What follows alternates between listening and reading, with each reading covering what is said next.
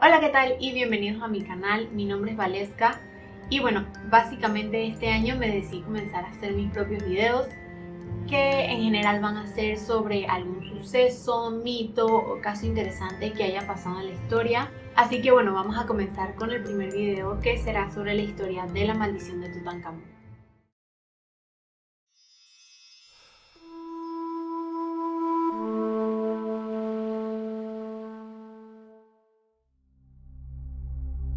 Tutankamón fue un faraón de la dinastía número 18 de Egipto que reinó por aproximadamente 10 años transcurridos entre el 1333 al 1324 a.C.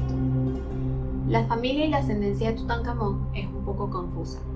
Estudios recientes de ADN sugieren que su papá era el rey Akenatón, cuyo esposo oficial era Nefertiti. Sin embargo, no es ella la mamá de Tutankamón, sino que se cree era una hermana del propio Akenatón. Cabe recalcar que en realidad la poligamia y el incesto eran algo súper común, sobre todo entre la realeza egipcia, pues ellos creían que de esta forma podían mantener como la pureza de la raza, por así decirlo. Tutankamón tenía entre 8 y 9 años cuando inició su reinado. Evidentemente, durante los primeros años, las decisiones importantes de gobierno no estaban a su mando, sino que estaban a cargo de dos personas de mayor edad. La primera era el papá de Nefertiti, que se llamaba Ay, y la segunda era un general militar de nombre Horenge. El reinado de Tutankamón se caracterizó por devolver a la normalidad las creencias sociales y culturales que existían antes de la llegada de Akenatón, quien en realidad fue considerado un faraón hereje, pues él creía en el monoteísmo. Tutankamón restauró los cultos y los templos de diversos dioses y devolvió muchas de sus funciones a la casta sacerdotal. Tutankamón y su esposa no tuvieron descendencia, por lo que tras haber reinado unos 10 años, él murió, dejando Egipto en una gran inestabilidad, pues era el último descendiente varón de la dinastía 18. Las razones de la muerte de Tutankamón no se saben con certeza. La teoría más aceptada sugiere que el faraón tenía una fractura en la pierna, la cual se le infectó causando su muerte. Lo cierto es que sí se ha logrado comprobar que Tutankamón sufría de algún tipo de enfermedad ósea. Se descubrió que tenía el pie izquierdo equinovaro, que es cuando lo tienes como hacia adentro, como se muestra en la foto. Además, le faltaba un hueso en uno de los dedos y se cree que sufría de osteonecrosis. Además, hay pruebas de que en su cuerpo se encontraba el virus de la malaria, por lo que se cree que la combinación de todas estas enfermedades pudo haber sido la causa de su muerte. La mayoría de los científicos creen que en realidad la salud de Tutankamón estuvo comprometida durante toda su vida, porque como sus papás eran hermanos, esto aumentaba la probabilidad de que él heredara algún defecto genético, que se cree que en realidad fue lo que pasó. Además, según documentos encontrados, parece ser que Tutankamón se casó con una hermana de él, por lo que dos fetos momificados que se encontraron junto a su sarcófago podrían ser sus hijas, que nunca llegaron a nacer, pues tenían algún defecto genético. Y bueno, esta fue más o menos una pequeña biografía sobre quién fue Tutankamón y de por qué para los egipcios de aquella época él no fue considerado como un gran faraón, a pesar de todos sus esfuerzos por tratar de enmendar los errores de su papá, quien había sido considerado un faraón hereje. Lo cierto es que parece que los egipcios intentaron como eliminar esta etapa de su historia y borrar muchos de los documentos que hablaban sobre Tutankamón y su papá. Y ahora sí vamos a hablar más detalladamente sobre el descubrimiento de la tumba de Tutankamón y cómo empieza toda esta historia de la maldición.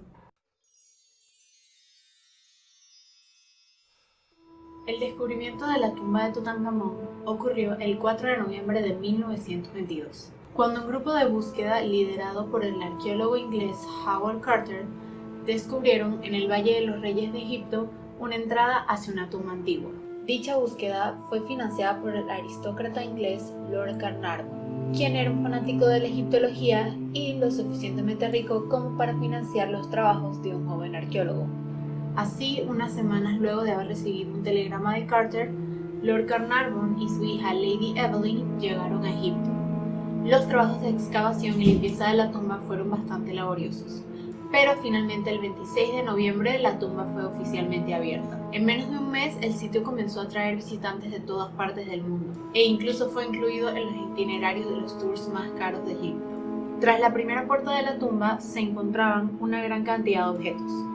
estatuas, joyeros, vasos, sillas, un trono de oro y muchas cosas más. Pero ni rastro de ningún sarcófago. Es porque se trataba de una antecámara en la que hubo que clasificar, dibujar y fotografiar todos los objetos antes de poder transportarlos al laboratorio y poder continuar con la búsqueda del sarcófago. Sin embargo, en menos de una semana, la prensa comenzó a acosar los alrededores de la tumba y a sus trabajadores, complicando este trabajo de clasificación y traslado de los objetos. Así, no fue sino hasta el 17 de febrero de 1923 que Carter y Lord Carnarvon abrieron oficialmente la cámara funeraria donde se encontraba el sarcófago de Tutankamón. Otro asunto importante fue que ni Carter ni Lord Carnarvon esperaban encontrar semejantes riquezas dentro de la tumba. La magnitud del hallazgo y el valor de los objetos impidió que las autoridades permitieran que estos se dividieran entre Egipto y Lord Carnarvon. Así que todo el contenido de la tumba pasaría a ser del gobierno egipcio. Aparentemente Lord Carnarvon no tenía ningún problema con esto, pero él sí necesitaba recuperar su inversión y seguir pagando los trabajos de Carter adentro de la tumba. Así que su decisión fue vender los derechos de cobertura de la tumba al London Times por una cifra de 5.000 libras esterlinas, además del 75% de las ganancias de los artículos que ellos vendieran a otras fuentes. Esta decisión hizo muy feliz a Carter y a su equipo, pero a la vez enfureció mucho a la prensa. Muchos en realidad se quedaron en Egipto esperando conseguir algún detalle u otro ángulo de la situación que pudieran explotar. Y así fue como la repentina muerte de Lord Carnarvon el 5 de abril de 1923, menos de 6 meses después de la apertura de la tumba, dieron inicio a todos los rumores sobre la maldición de Tutankamón. Echando un poquito para atrás, en marzo de 1923, antes de la muerte de Lord Carnarvon, la escritora Marie Corelli envió una carta a la revista New York Magazines en la que advirtiera sobre las supuestas consecuencias que sufrirían todos aquellos que se atrevieran a abrir una tumba antigua como la de Tutankamón. Corelli se había convertido en una autora bastante conocida en la época, así que muchísimas personas leyeron su historia. Lo cierto es que nadie sabe por qué ella publicó esto y a la final ella murió el año siguiente sin dar ninguna explicación. Sin embargo, esta carta fue oro para la prensa y usada para propagar la idea de que Carnarvon había sido asesinado por la maldición del faraón. Pero eso no fue todo. En Estados Unidos, el periódico The Austin American publicó un artículo el 9 de abril de 1923 titulado El descubridor del faraón asesinado por una vieja maldición, que mencionaba la carta de Corelli, pero se centraba más en el testimonio de una señorita Leila Baccarat, que, aunque no tenía ningún conocimiento de egiptología, se basó en su ascendencia egipcia para confirmar que Lord Carnarvon había sido asesinado por la maldición de Tutankamón por medio de la picadura de una araña. Asimismo, el periódico australiano The Argus informó que la muerte de Carnarvon había sido causada por la influencia maligna del faraón. Y ellos, para apoyar su artículo, citaron a Sir Arthur Conan Doyle, que es el autor de Sherlock Holmes, y a un espiritualista francés conocido como M. Lancelot. Por lo tanto, como solo el London Times tenía acceso a las noticias sobre la evolución de la tumba, los otros periódicos tuvieron que aprovechar al máximo lo que tenían, y la maldición de la momia floreció en artículos editoriales y periódicos de todo el mundo que se vendieron en números récord. Los periódicos además señalaron misteriosos sucesos que ocurrieron durante la muerte de Lord Carnarvon. Supuestamente las luces del Cairo se apagaron y, según su hijo, el perrito de Lord Carnarvon había muerto en Londres al mismo tiempo que su amo.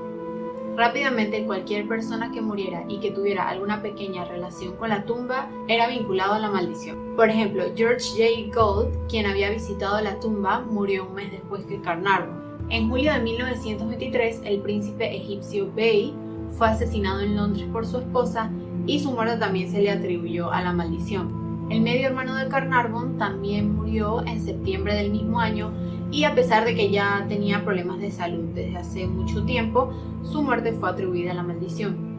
Lord Carnarvon en realidad murió por envenenamiento de sangre al cortarse con la navaja de afeitar una picadura de mosquito que tenía en el mentón. Además, la historia del hijo de Lord Carnarvon no se cree que fuera muy cierta porque él se encontraba en India en el momento que todo sucedió y no en Londres, donde vivía el perrito. Y por último, tampoco se ha podido nunca comprobar si las luces del Cairo de verdad se apagaron justo en ese momento, pero de haber sido así no fue algo muy inusual, ya que era bastante común en la década de los 1920. También quería contarles que en realidad Lord Carnarvon nunca llegó a presenciar en sí la apertura del sarcófago, pues esto realmente se llevó a cabo en 1925. Las otras muertes que desde entonces también se han relacionado a la maldición en realidad tienen explicaciones bastante razonables y naturales. La mayoría de las personas que participaron en la apertura y en la excavación de la tumba de Tutankamón vivieron durante muchos años más. Se cree que solo 6 de las 26 personas que estuvieron presentes durante la apertura murieron menos de una década después. Por ejemplo, el egiptólogo Arthur Mace, que era parte del equipo de Carter, murió en 1928 luego de haber sufrido una larga enfermedad. Pero la mayoría pasó a llevar una vida sana, larga y exitosa. Así como por ejemplo el egiptólogo Percy Newberry, quien alentó a Carter a buscar la tumba y lo ayudó mucho en la clasificación de los objetos, vivió hasta 1949. Otro caso es la hija de Lord Carnarvon, Lady Evelyn, que fue una de las primeras en entrar a la tumba y vivió hasta 1980. Y por último, el mismo Howard Carter, quien fue el principal descubridor de la tumba, siguió trabajando con ella y con la momia hasta su muerte en 1939.